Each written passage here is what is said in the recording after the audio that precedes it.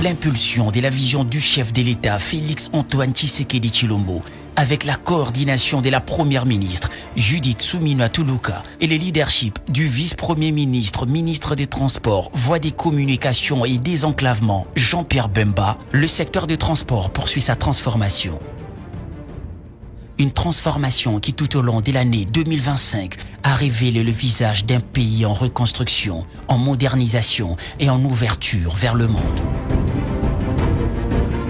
Le gouvernement a réaffirmé une de ses priorités, faire des infrastructures des transports un moteur de croissance, de cohésion nationale et d'intégration régionale.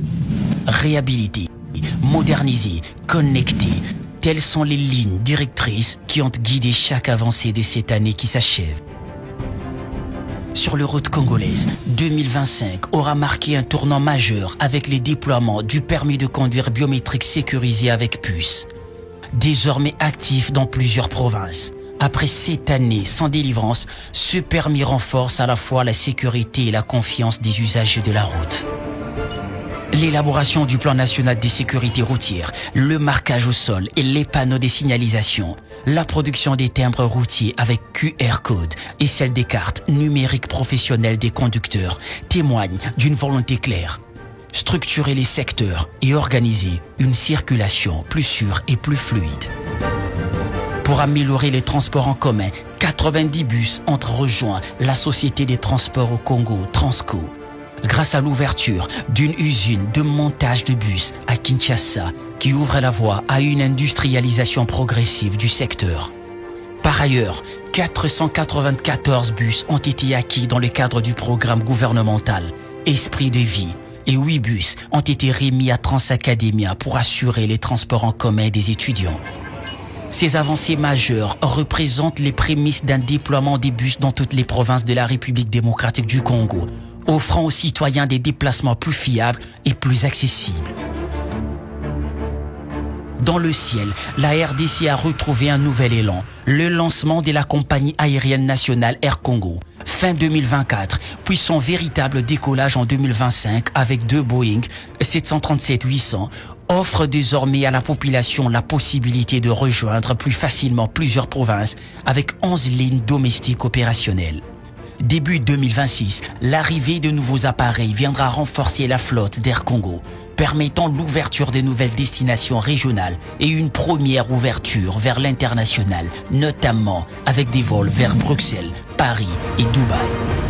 Parallèlement, de nouvelles compagnies aériennes s'implantent dans le pays. Après le lancement des vols d'Air Tanzania entre Dar es Salaam et Kinshasa, l'arrivée prochaine de la compagnie Emirat qui opérera des liaisons entre Dubaï et Kinshasa constitue un levier important des développements et ouvre de nouvelles portes vers le Moyen-Orient et l'Asie.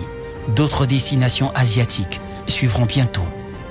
Kinshasa s'affirme ainsi comme le futur hub international du fret et des passagers. Cette avancée et cette connectivité inclusive dans le ciel auront été soutenues au sol par l'avancement des travaux des modernisations, des réhabilitations et des sécurisations de nos aéroports nationaux et internationaux. Les aéroports de Kisangani, Bangoka et de Kolwezi ont été inaugurés tandis que d'autres sont en cours de modernisation, notamment ceux de Mbujimayi Bipemba, Lubumbashi Luano, Kinshasa Njili, Kananga et Bunia. À Kinshasa, l'amélioration des opérations Anjili avec l'acquisition des 5 Cobus et 10 Flyco renforce la sécurité et la fluidité pour les passagers.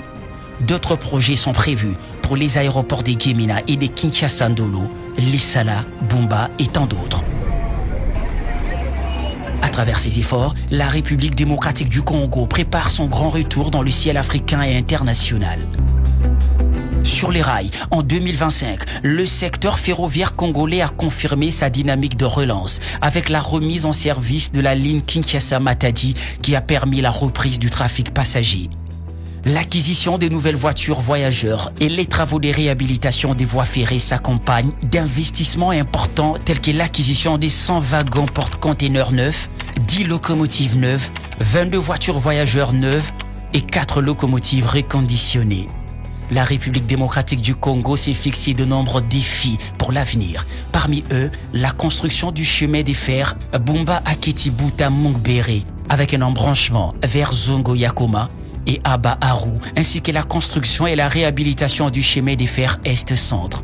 Tronçon 1, Kalemi, Nyunzu, Kabalo, Kabinda, Mbujimaï, Miabi, Kananga, Mwika, Ilebo. Tronçon 2, Mweneditu, Kananga, Lusambo, Lubefu, Katakokombe, Kindo. Plusieurs autres tronçons ferroviaires sont également en projet, illustrant la volonté de la RDC de moderniser son réseau ferroviaire et de renforcer sa connectivité nationale et régionale. À Lubumbashi, la mise en service du four à traverse et de l'usine de traverse en béton bibloc renforce l'autonomie industrielle du réseau ferroviaire. 2 projets majeurs ont été annoncés à travers des appels à manifestation d'intérêt international pour une usine de fabrication des rails et une usine nationale d'assemblage de trains, locomotives et wagons. Ces installations permettront de former une main-d'œuvre qualifiée pour la maintenance du réseau ferroviaire. Et demain, grâce à la future voie Matadi-Banana, longue des 150 km, le pays accédera directement à l'océan Atlantique. Le projet du corridor de Lobito, qui reliera la RDC à l'Angola et la Zambie, avance méthodiquement en respectant son calendrier.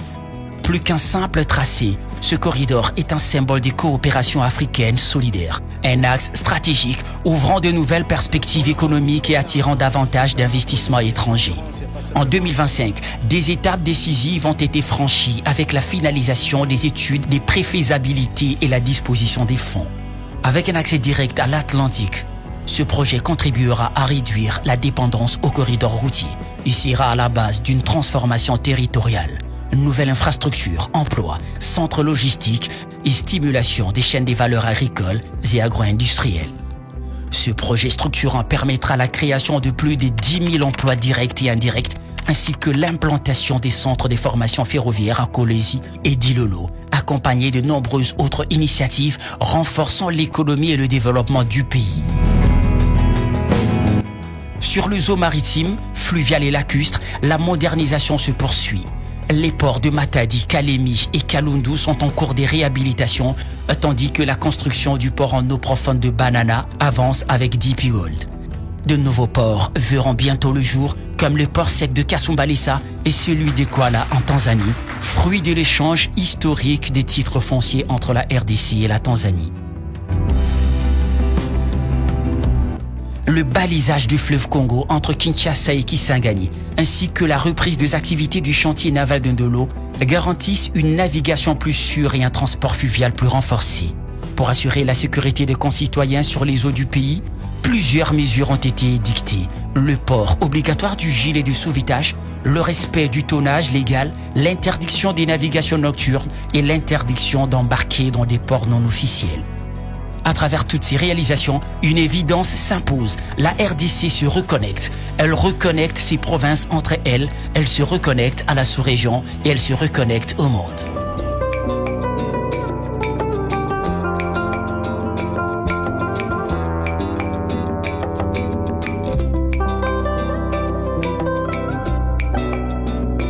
Sous le leadership du vice-premier ministre Jean-Pierre Bemba, 2025 a été une année d'action, de reconstruction et d'engagement constant pour une mobilité plus moderne, plus inclusive et plus durable. À l'horizon 2026, un nouveau chapitre s'ouvre. Un chapitre où la RDC avance, un chapitre où la RDC s'élève, un chapitre où la République démocratique du Congo est plus que jamais de retour.